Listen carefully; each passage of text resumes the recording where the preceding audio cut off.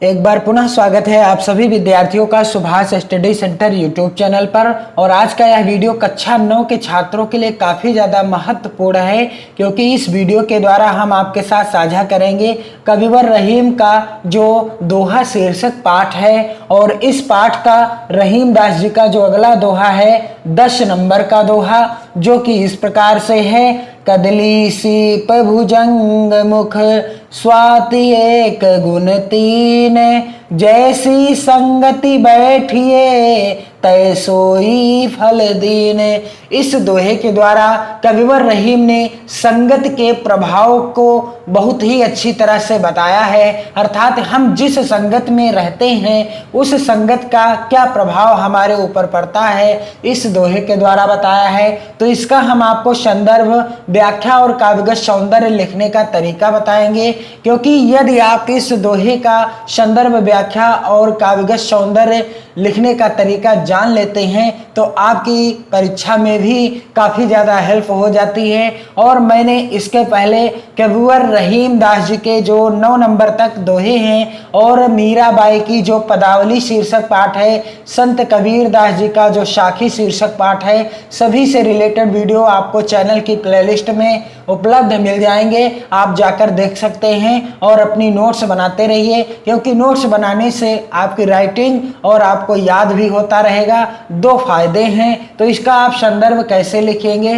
तो किसी भी पद्यांश का अथवा दोहे का जब हम संदर्भ लिखते हैं तो उसके अंतिम और प्रथम के शब्दों को, यानी यहाँ पर आप देख सकते हैं दोहे के प्रथम के शब्दों को मैंने लिख रखा है ब्लैक पेन से, और दोहे के अंतिम शब्दों को भी मैंने यहाँ पर लिख लिया है कदली सीप, और अंतिम का जो शब्द है फल दीन।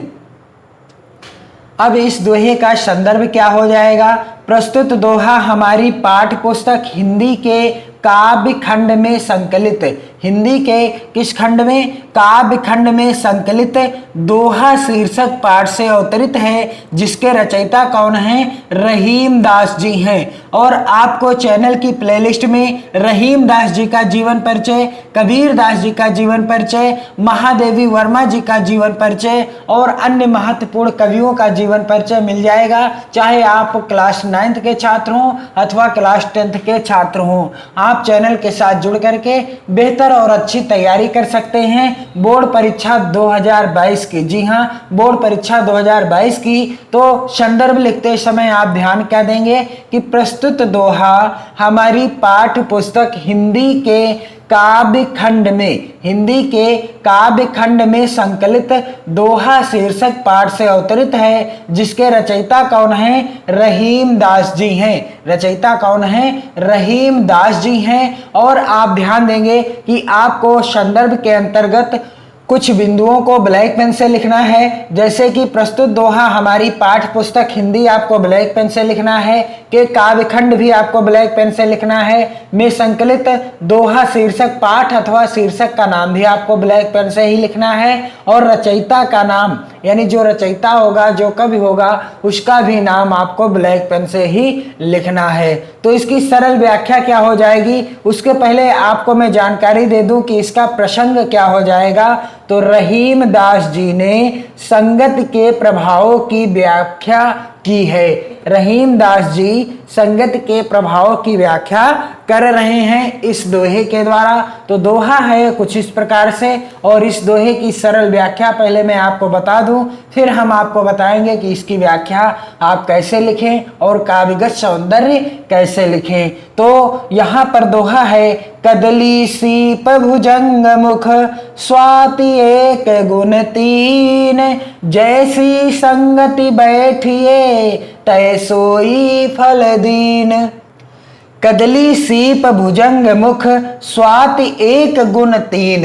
रहीम दास जी कहते हैं कि स्वाति नक्षत्र में यदि वर्षा होती है तो उस जल में विचित्र गुण होता है। स्वाति नक्षत्र में जो वर्षा होती है तो उस जल में विचित्र गुण होता है। और कौन सा गुण होता है, यदि इस जल की बूंद केले के पेड़ पर पड़ जाती है तो कपूर बन जाती है। यदि इस स्वाति नक्षत्र में होने वाली बारिश की बूंद कदली सीप भुजंग मुख, कदली अर्थात केले के पेड़ पर पड़ जाती है तो क्या हो जाता है, वह कपूर बन जाती है।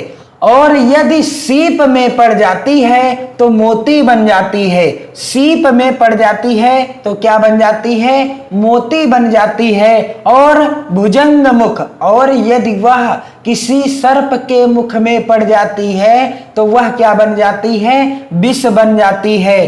कदली सीप भुजंग मुख स्वात एक गुण तीन, यानी जो स्वाति नक्षत्र में बारिश होती है और उस बारिश की बूंदें यदि केले के पेड़ पर पड़ जाती हैं तो कपूर बन जाती है, और यदि सीप में पड़ जाती है तो मोती बन जाती है, और यदि किसी भुजंग मुख अर्थात किसी सर्प के मुख में पड़ जाती है तो क्या बन जाती है, विष बन जाती है। कहने का तात्पर्य है स्वाति नक्षत्र की जो बूंद गिरती है बारिश की वो तो एक ही होती है, परंतु जब उसकी संगत बदल जाती है तो उसका जो है स्वभाव अर्थात उसका जो है स्वरूप बदल जाता है।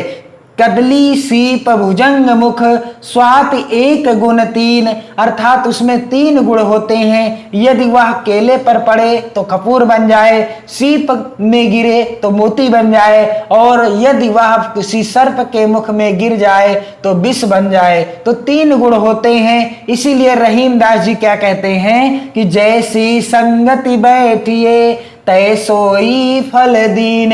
कविवर रहीमदास जी कहते हैं कि स्वात जल की बूंद तो एक ही होती है, लेकिन अलग अलग संगत के कारण उसमें तीन अलग अलग गुण उत्पन्न हो जाते हैं। और सच्चाई भी यह है कि मनुष्य जैसी संगत में रहता है उसका परिणाम वैसा ही होता है। जैसी संगत बैठिए तय सोई फल दीन। यदि आप अच्छी संगत में बैठेंगे तो आपका जीवन सफल हो जाएगा, आप अच्छे विचारवान पुरुष बन जाएंगे, और यदि आप किसी बुरी संगत में रहेंगे तो आपका जीवन नरक के समान हो जाएगा। इसीलिए रहीमदास जी कहते हैं कि स्वात की जो बूंद होती है, स्वात नक्षत्र में होने वाली बारिश की जो बूंद होती है वह एक ही होती है, पर उसमें तीन गुण होते हैं। यदि वह केले के पेड़ पर पड़ जाए तो कपूर बन जाती है, यदि वह सीप में पड़ जाती है तो वह मोती बन जाती है, और यदि वह किसी सर्प के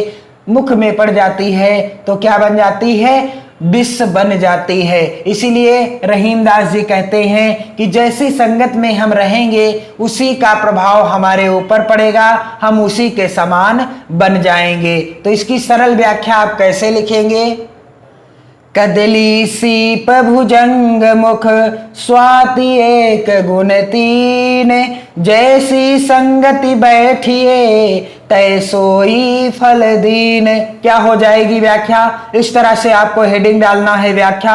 और रहीमदास जी कहते हैं कि स्वाति नक्षत्र में यदि वर्षा होती है तो उस जल में विचित्र गुण होता है। जो स्वाति नक्षत्र में बारिश होती है तो उसमें एक विचित्र गुण होता है। यदि इस जल की बूंद केले के पेड़ पर पड़ जाती है तो कपूर बन जाती है। जब केले के पेड़ पर इस जल की बूंद पड़ जाती है तो क्या बन जाती है, कपूर बन जाती है। और यदि सीप में पड़ जाती है तो मोती बन जाती है, और यदि सीप में पड़ जाए तो क्या बन जाती है, मोती बन जाती है। और यदि सांप के मुख में पड़ जाती है तो विष बन जाती है। और यही बूंद यदि किसी सर्प के मुख में पड़ जाती है तो क्या बन जाती है, विष बन जाती है। अर्थात स्वाति जल की बूंद तो एक ही होती है, लेकिन अलग अलग संगत के कारण उसमें तीन अलग अलग गुण उत्पन्न हो जाते हैं। यानी स्वाति नक्षत्र की बूंद जो होती है बारिश की वह एक ही तरह की होती है, परंतु जब वह अलग अलग चीजों से मिलती है अर्थात अलग अलग संगत में मिल जाती है तो उसके गुण भी अलग अलग हो जाते हैं। कदली सीप भुजंग मुख स्वाति एक गुण तीन, जैसी संगति बैठिए तय सोई फल दीन। कविवर रहीमदास जी कहते हैं कि वास्तविकता यह है कि मनुष्य जैसी संगत में रहता है उसका परिणाम वैसा ही होता है।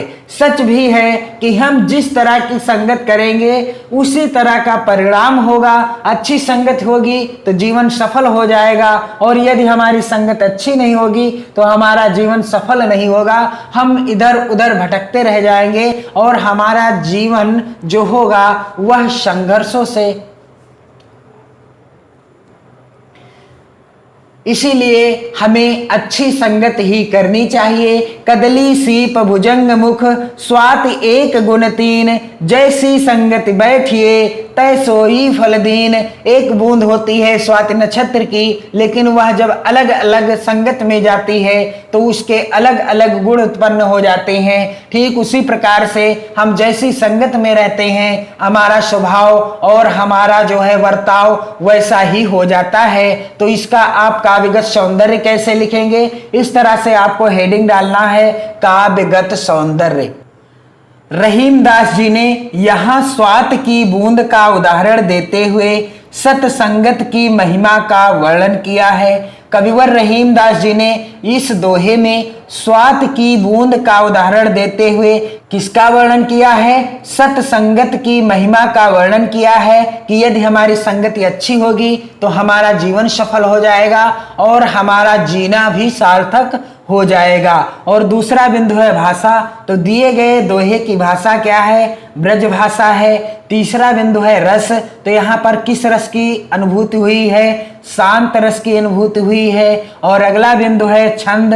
तो यहाँ पर दोहा छंद है। यह जो पद्यांश है या दोहा है तो किस छंद में है? दोहा छंद में ही है। और यहाँ पर अलंकार कौन सा है? अनुप्रास अलंकार तथा दृष्टांत अलंकार है। तो कुछ इस तरह से आप इस दोहे का संदर्भ लिख सकते हैं आसान तरीके से।